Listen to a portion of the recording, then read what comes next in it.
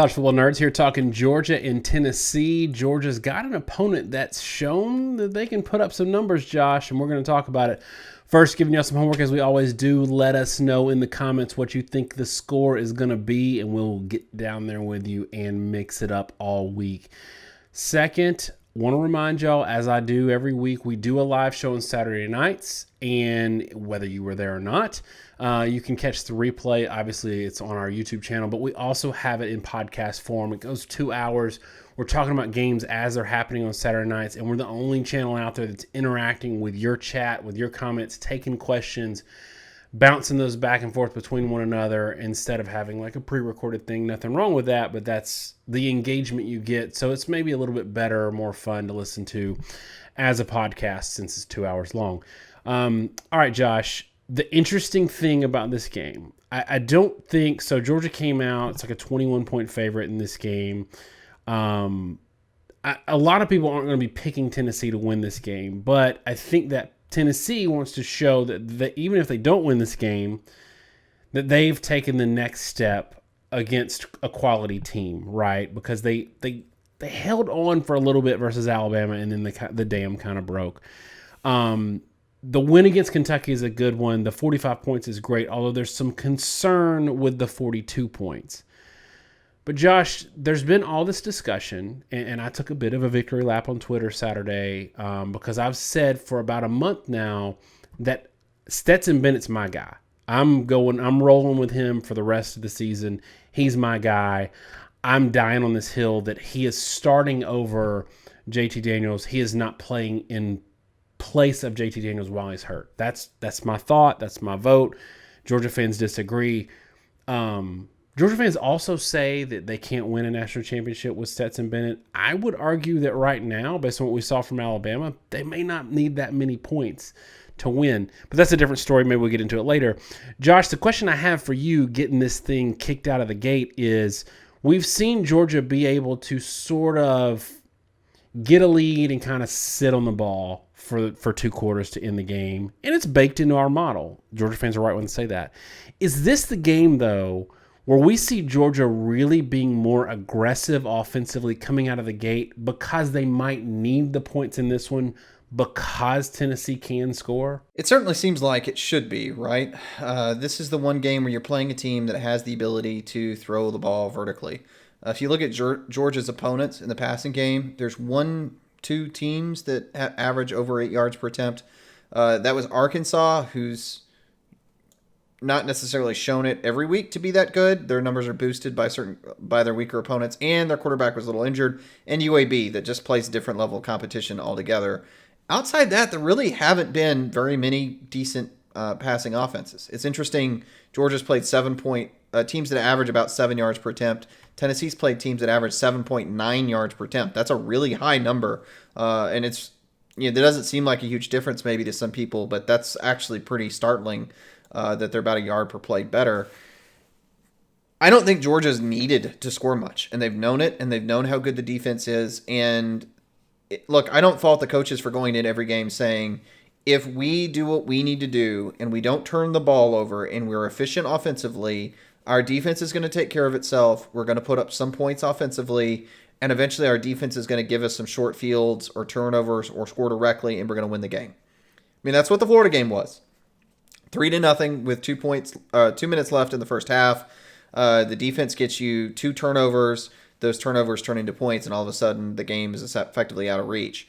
So with that in mind, I do think you have to have a little bit of a different tact against a Tennessee team that's averaging 9.4 yards per attempt, 5.06 yards per carry against FBS competition. That is a higher rushing average than Georgia averages, and almost the same passing average. It's a very, very good Tennessee football team. And I think if you're Georgia and you're the Georgia coaching staff, you're very aware of how explosive Tennessee is. And here's another stat I'll throw at you. Tennessee leads the conference in passing plays of 30 yards or more. It's Tennessee 1, Ole Miss 2, Georgia 3 in a tie for third place. So this is a dangerous, explosive Tennessee team, and I think Georgia is absolutely going to take them seriously and know that they absolutely need to put up some points because you can't just assume a 14-point cushion in the fourth quarter is going to win it for you. They do have the ability to put some points up quickly. Josh, I lied. I said they had two pieces of homework. There's a third, and this one's just for Tennessee fans. Tennessee fans, I would love for y'all to let us know in the comments why in the world Joe Milton was your starter coming out of fall camp. I need to know. There's got to be something because it just breaks my brain. During that Pitt game, I was just screaming at the TV, what is going on? Josh, I have no idea why, because they're so good at quarterback right now. I have no idea why that was going on. On the flip side, Josh, there's got to be some concern if you're Tennessee, given where the defense is, honestly. 38 to Florida, 41 to Pitt, 20 to South Carolina is not great at the time. 52 to Alabama, though one of those was a pick six. The concerning one for me is the 42 from Kentucky, a team that is a grindy kind of offense that did score some points against LSU, but everybody else, it's been kind of that grind, right? Touch on the concerns for Tennessee's defense and the fact that they've been playing a lot of plays in the last few games. Yeah, so it's interesting when you look at it because statistically, I mean, they're not doing fantastic, but they're not doing awful. I mean, Will Levis was 7.6 yards per attempt. They gave up about 4.5 yards per carry, about 4.5 to 5 yards per carry to the backs. You love to see better numbers, but those aren't terrible numbers. I mean, 7.5 yards per attempt, 4.5 yards per carry is kind of the mark of competence. I don't expect to see you give up 42 points with that kind of production, especially considering the fact that the other team turned the ball over. So how does that happen? And I think the answer really comes down to efficiency. The last three games, Tennessee has given up 99 plays to Kentucky, 92 plays to Alabama, and 101 plays to Ole Miss. Tennessee plays with a tremendous amount of tempo offensively. This is true. But they're not actually giving, they didn't give up that many possessions. I counted it earlier. I've already forgotten. I'm going to do it live on air. This is a terrible idea. They gave up to Kentucky how many possessions? 1, 2, 3, 4, 5, 6, 7, 8, 9, 10, 11. I usually say 12 is an average for a game. So that was actually a slightly below average number of possessions. The problem is the length of the possessions. Kentucky's first touchdown drive was 14 plays for 75 yards. Their second drive, which was a missed field goal, they drove 43 yards in 11 plays. Do people understand how hard it is to go just 43 yards in 11 plays? And the answer is it's efficiency. It's the fact that Tennessee is not very good at getting the other team off the field. And they had 3 sacks in the game and did not record a single tackle for loss outside those 3 sacks. And it's reflected in a lot of advanced stats. Like Tennessee defensively is 48th in FEI, which is an efficiency-based stat measure from Brian Fremeau at BCF Toys. So Tennessee, their defense just doesn't have disruption. That's the best way to put it. The numbers are fine, but the other team is getting what they want to get. And so if you don't get any disruption, if the other team is constantly on schedule, they can continue to move the ball. And you get in this really bad feedback loop, I would say, where you have your offense that goes, your opening drive was all of 11 seconds of clock, and your second touchdown drive was 26 seconds of clock. And then you had a minute-long drive, and then you had a minute-long drive.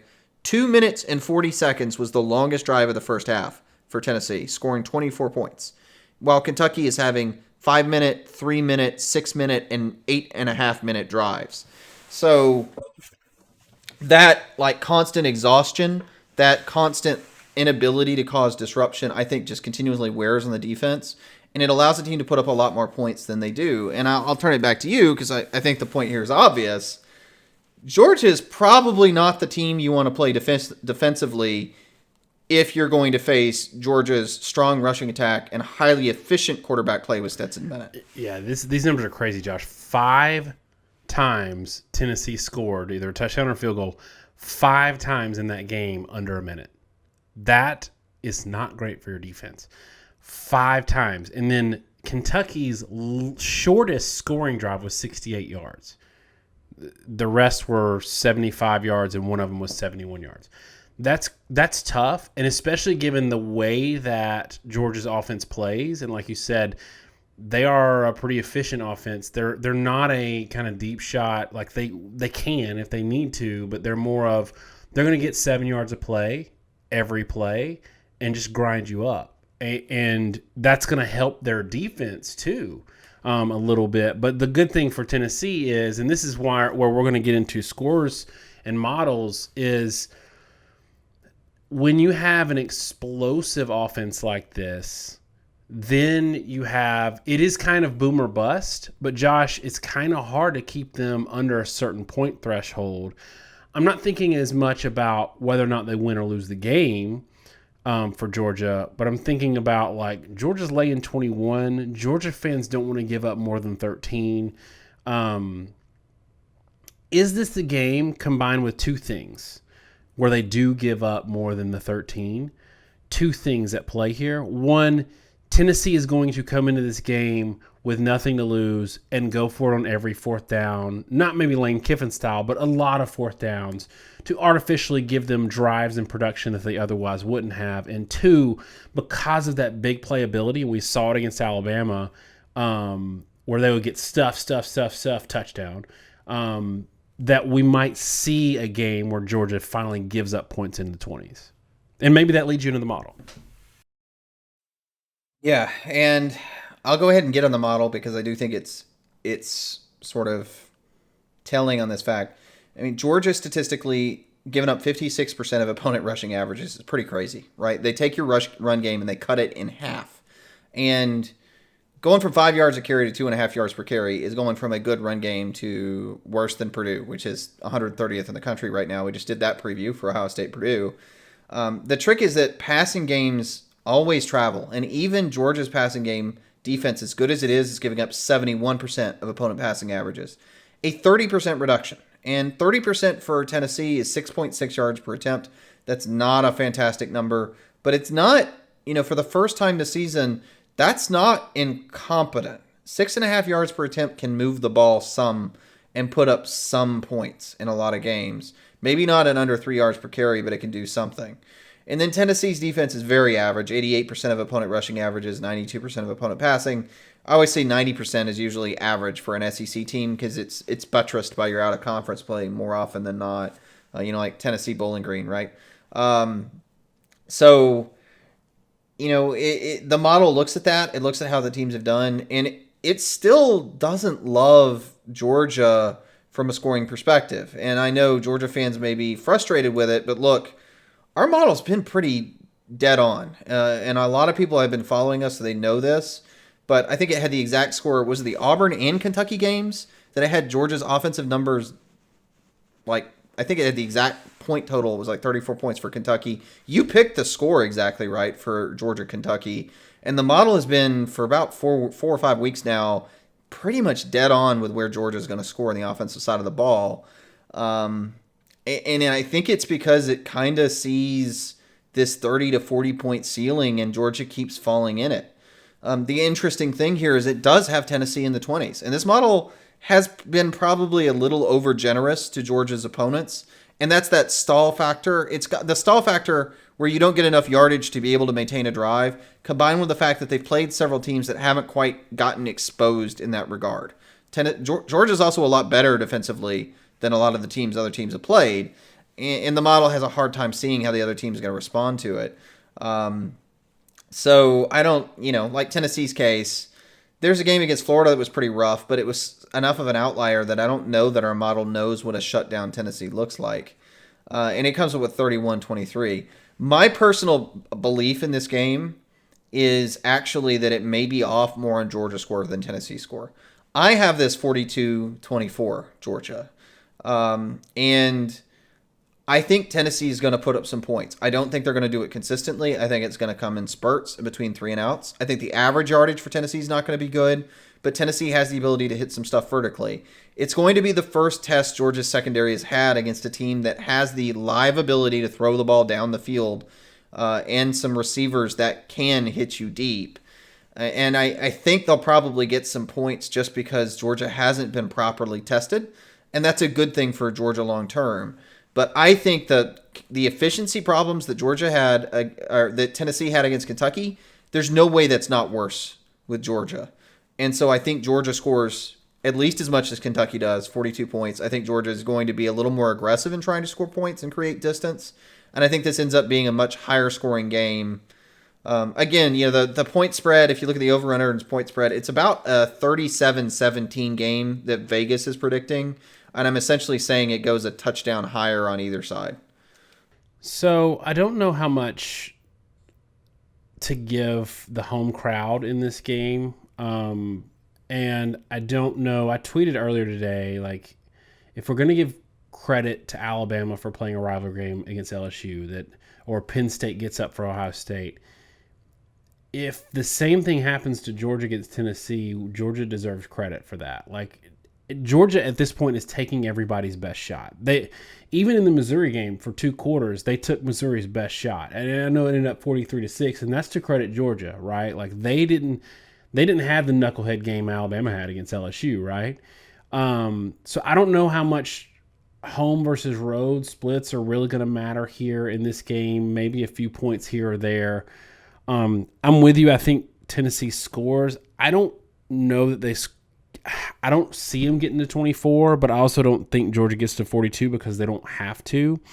I've got 37-20, and there's this concern that from Georgia fans, and that's why they bristle at this notion that Stetson Bennett's their guy, or that there's this wealth of wide receivers that are going to show up right come playoff time, and they're going to be a 50-point offense.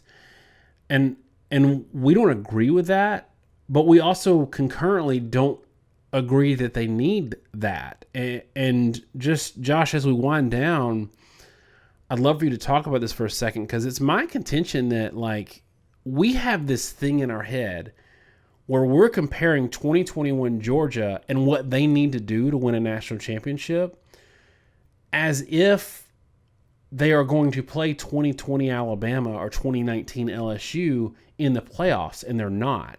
And the more we see from this year playing out where offenses are down across the board and a lot of defenses aren't looking that great, do you agree with me that, like, at this point, I firmly believe that I'm not saying they will, but Georgia can win a national championship with the offense that they have shown to this point this year, where they might not have been in the previous year, in the years past. But Georgia fans need to get their head around this is a completely different year, and you don't need as much as you might have in the past. No, I think that's totally true. And with that defense, look, everybody wants a high-flying offense, but the thing that I saw from JT Daniels in that Georgia game was some inconsistency. He threw some dangerous passes. He was a little bit off target. And I think Kirby Smart's very aware of the fact that if you're efficient, if you're not turning the ball over and you're not throwing pick sixes, you're going to win the game against most every team, and you're probably going to win the game even against the better teams in the country or best teams in the country. Bennett has had some airmail deep balls, but look, those are just basically punts. What he doesn't want to see is a slant go back for 6, and I think Daniels is a lot more likely to do that. As long as you're moving the ball and staying in a good field position, that defense is going to win you football games. And look, Ohio State, Oklahoma, Alabama, when they've played better defenses, all of them have looked pretty darn mortal. And Georgia is at another level than all of them. And so that's kind of where you're at. The one thing that I think remains as a concern is Georgia has a rebuilt secondary.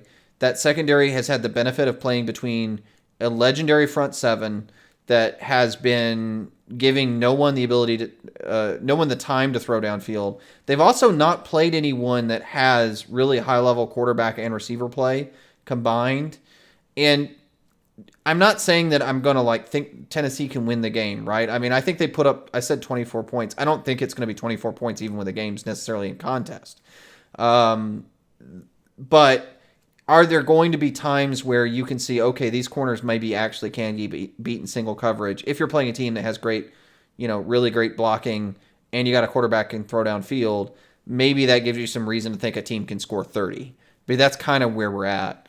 And look, Tennessee, I don't think they're a great football team. I don't think they're a great defense. But one thing they bring is the best passing game from any set of home fans. I mean, any set of quarterback and receiver play that we've seen.